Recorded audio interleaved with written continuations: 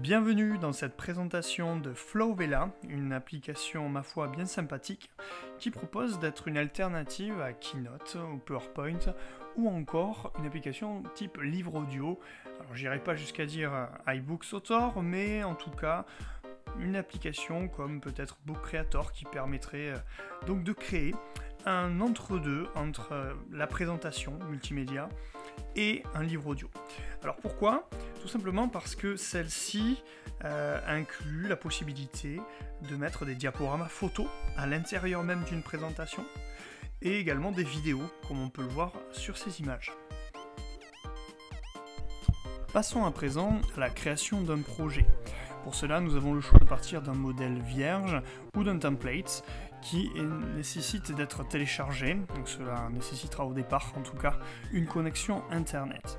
Une fois le modèle choisi, parmi de très nombreux modèles très sympathiques, je dois le dire également, on est obligé d'attendre le téléchargement de ce dernier. Alors nous allons commencer une présentation vierge sur l'iPad. Comme dans toute app de ce type, il faut commencer par choisir une organisation graphique de la diapo, et à partir de là, sinon on choisit une diapo avec des images, on va pouvoir travailler sur la mise en avant ou la mise en retrait des images, mais également sur leur modification, tout en précisant que la version OS X proposera davantage d'options.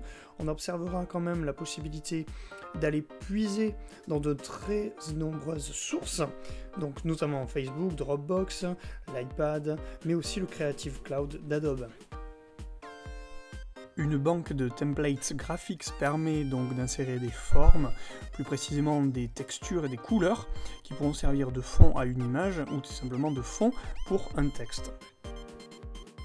Il sera possible d'y associer un lien vers une page internet ou vers une autre page du diaporama.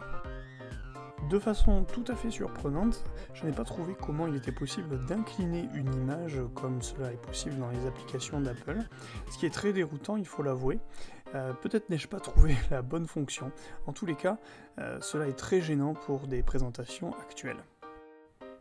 Une fois l'œuvre achevée, appuyez sur Terminer pour revenir à la vue de la présentation générale et touchez le plus pour créer une nouvelle diapositive. On peut voir ici qu'il est possible d'ajouter du texte avec donc des options de casse, des options de couleur, des options d'organisation, de taille et de police. En revenant sur la vue principale, on peut bien sûr réorganiser notre flow à volonté à partir de cette vue réorganisation. La lecture du diaporama se fait bien plus comme un livre, on le voit, que comme un diaporama avec animation.